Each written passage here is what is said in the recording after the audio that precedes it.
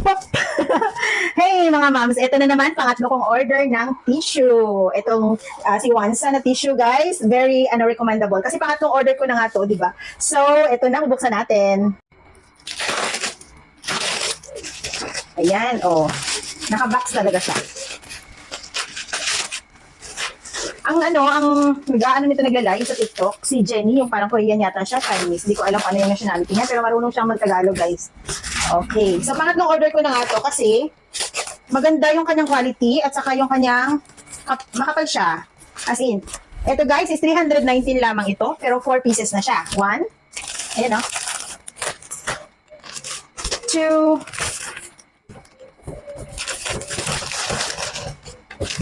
3, ayun, saan ka dyan?